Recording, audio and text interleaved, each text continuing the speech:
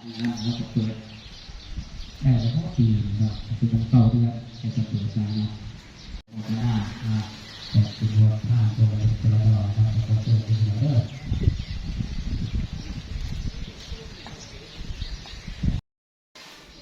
สบายดีพี่น้องสบายดียามเช้าๆพี่น้อง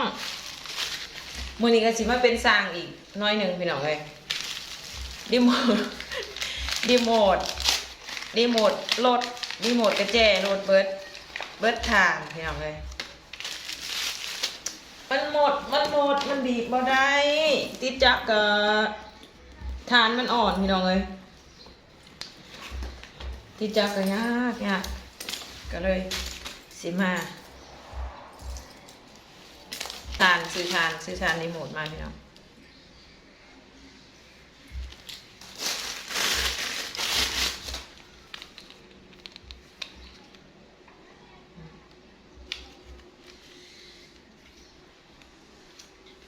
กัน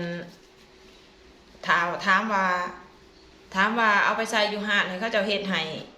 เป็นหยังแม่นางไงบางคนบาง FC สิถามว่าเป็นหยังจังบ่ให้ทางหาดเขาเจ้าเฮ็ดให้เนาะหาดที่เฮาไปซื้อทานนี่ทางหาดก็สามารถให้เขาเฮ็ดได้อยู่พี่น้องแต่ว่าราคามันสิต่างกัน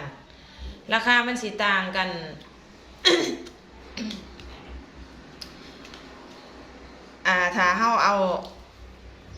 ทั้งนี่ไปให้เขาเฮ็ดให้เอาใส่ทานเพียงเขาแก้อันนี้ออกมาแล้วเขาจะใส่ทานไปยังนี่ฮะมากระถือ140 บาทนี่โทษจังซี่นี่พี่น้องแต่ว่าถ้าเฮาไปซื้อเท่านี้แล้วเฮามาประกอบใส่เองมันสิบ่ฮอดหลอดมันเป็นเงินกีบเฮา35,000มันรุดกันหลายพี่น้องก็รุดกันหมด20-30,000พุ่นแหละเอาเงิน20-30,000เอาไว้ให้ซื้อขนมให้ลูกกินเลยเนาะโอ้ยแม่นางไงกันนี่มาเอาใส่กันเลยพี่น้องนับกรอบใส่กันเลยพี่น้องนะ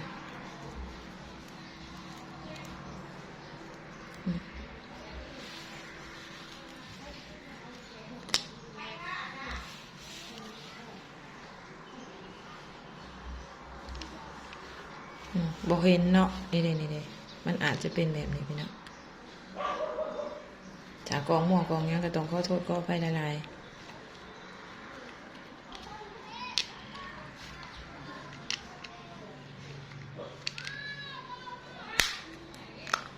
มันก็บ่เกินบ่าวก็แห้งข้างนอกแล้วก็ประหยัดไปอีกพี่น้องประหยัดเงินเข้าไปอีกว่าซึ่งซะแม่นางใหญ่นี่เป็นคนที่ถ้าประหยัดได้แม่นางใหญ่ก็สิประหยัดเนี่ยเลยอะไรพี่น้องนี่ถ้าเขาเอาไปให้เขาเจ้าใส่มันก็บ่ได้ยากหยังเลยพี่น้องเพียงแต่ว่าเขาดึงอันนี้ออกมาแล้วก็เอาอันนี้ออกแล้วก็แก้ตัวนี้ออกมาโดยที่ว่าเขาใส่2 นิ้วของเขานี่แก้นี่ออกมาซื้อมันก็สิออกมาเราทานใส่ไปเขาก็ลองไปเบิ่งว่าไม่ติดได้อยู่บ่นี่เนาะเพราะว่าเคยเห็นนั่นแต่เก่าเคยเอาข่าวห่านแล้วก็ไปเบิ่งเขาจะว่าเขาจะใส่แนวใดแล้วก็มื้อนี้ก็เบิดอีกแล้วก็ลองซื้อแล้วมาใส่เองเพราะว่าเห็นเพิ่นเคยเฮ็ดมาก่อนปีละเทื่อแม่นางใหญ่สิใส่แม่นบ่ปีละเทื่อ2 ปีแล้ว2 ปีนี่แหละจังได้ใส่เพลอบ่ติเซฟตี้คัทรันพี่น้องเลยไปเฮากลับไปเบิ่งกันเลยว่าจะได้หรือไม่ได้ไปตีจักกันเบิ่งพี่น้องไปกันเลยพี่น้อง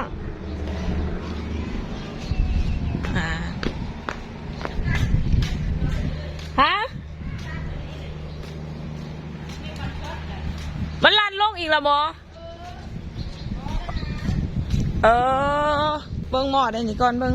เซฟตี้คัทรันนี่พี่น้องเลยจะเอ โบเห็นดอก โบเห็นยังดอกไปเข้าไปเบิ่งกันเลยพี่น้องทานกระแจมันเบิดแล้วสิ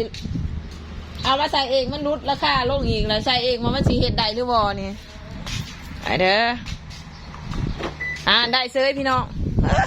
เก่งอีดีแม่นั่งไงโอ้ยสิได้หรือบ่เนาะเบิ่งกันเลยพี่น้อง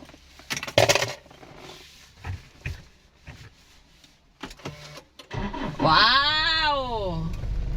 เก่งมันมีประยองตัวเองนะพี่น้องเนี่ยสามารถลดรายจ่ายลดรายจ่ายไปอีกพี่น้องเพราะว่าถ้าเราเอาไปให้เขาเจ้าใส่ให้อยู่ในห้างก็คือแม่นั่งไงแบบแหละ100 กว่าบาทถ้าเป็นเงินบาทก็ถ้าเป็นเงินบาทก็ถ้าเจ้าสีคือว่ามันบ่แพงแต่ถ้าเป็นเงินกีบรายเป็นเงินกีบแล้วแพงเลยพี่น้องเอ้ยมันจะ140มันก็เกือบไปเท่าไหร่60-70พุ่นแหละแต่ว่าเราเอามาใส่เองเราเฮ็ดเองนะ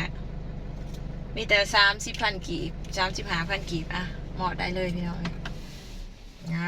เถอะเนาะพี่น้องเนาะประหยัดกันไปอีก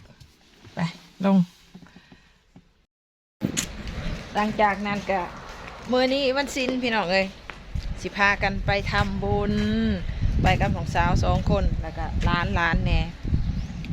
มีแต่สิฮักเอาดอกไม้นี่ก่อนพี่น้องมาเด้อไปทำบุญด้วยกันเด้อค่ะโอ้ยเอานี่ไว้ก่อนเอาดอกไม้ก่อนจ้า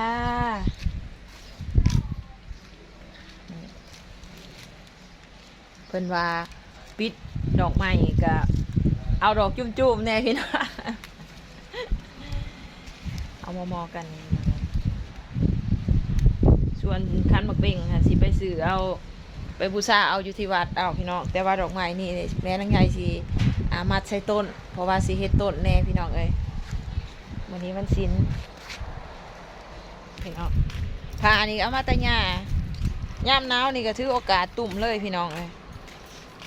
ไปเยอะแล้วล่ะบ่เด้เอองามแท้ได้น้องสาวของพี่น้องเอ้ย ปล่อยลอยอยู่แถวเสือนี่สินวัตบานหนุนเท่าได้น่ะนี่น้องไล่นั่นนี่ค่ะแม่นบ่กินก็ตั้มเอาบ่ได้ใส่กระแจบ่ใช่เลยเอาไปเทได้เดินทางเลยพี่น้องเดินทางแล้วค่ะไปทำบุญกันร้านก็อยากมาแต่ครับโหลดน้ำกูส่งไปจอยลูกส่งแต่งส่งครอบครัวสาวไทยเต้ยนานก็เห็นต่องได้บ่ต้องมาหาข่อยครับรถไปเจอกันอยู่วัดพุ่นนะพี่น้องเอ้ยไปทำบุญด้วยกัน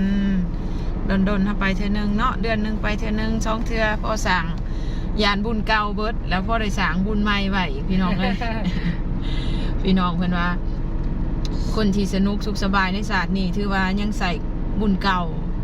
กะยานบุญเก่าเบิดพี่น้องก็เลยพากันไปตื่มอีกเดือนละเทื่อ2 เทื่อพี่น้องไปตื่มกันอันนี้โอนขับรถละทางนั้นกันกำลังเดินทางสิไปทำบุญที่ธาตุอิงหังพี่น้องธาตุที่แขวงสวรรณเขตเฮากับเป็นวัดหนึ่งที่ศักดิ์สิทธิ์เด้อพี่น้องเด้อมีการกราบไหว้บูชาขอพรต่างๆนะพี่น้องเอ้ย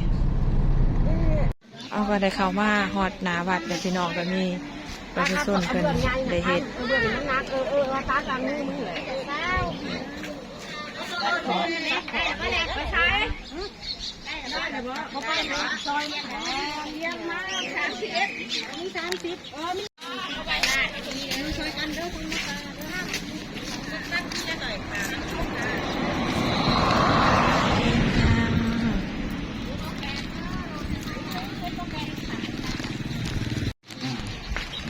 มื้อนี้เป็นวันศีลแน่พี่น้องก็สิหลายคนแน่เด้อศีลใหญ่มื้อนี้พาดบ้าก็จ่อยอยู่นี่มื้อนี้บ่บ่ให้เจ้าพาดบ้าแม่ลูกพาดใช่แท้แล้วไปสิมื้อนี้พาดได้เฮ็ดจังได๋งามนี่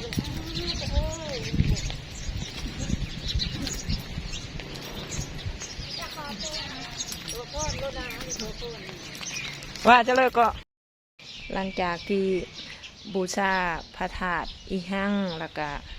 ได้เฮ็ดต้นหาเจ้ากรรมนายเวรเนาะในอดีตศาสตร์หรือว่าในศาสตร์นี้ก็ดีเนาะหลังจากนั้นก็มาสวดน้ำไม้ทานไปที่เรียบร้อยแล้วก็คลิปนี้ก็สิได้โจ้เพียงเท่านี้เนาะเจอกันคลิปหน้าพี่น้องขอมุกขอบใจหลายๆแล้วก็ขอแผ่เมตตาไปหาเจ้ากรรมนายเวรในอดีตศาสตร์หรือในศาสตร์นี้ก็ให้จบให้สิ้นกันไปเนาะพี่น้องเนาะเจอกันคลิปหน้าพี่น้องบ๊ายบาย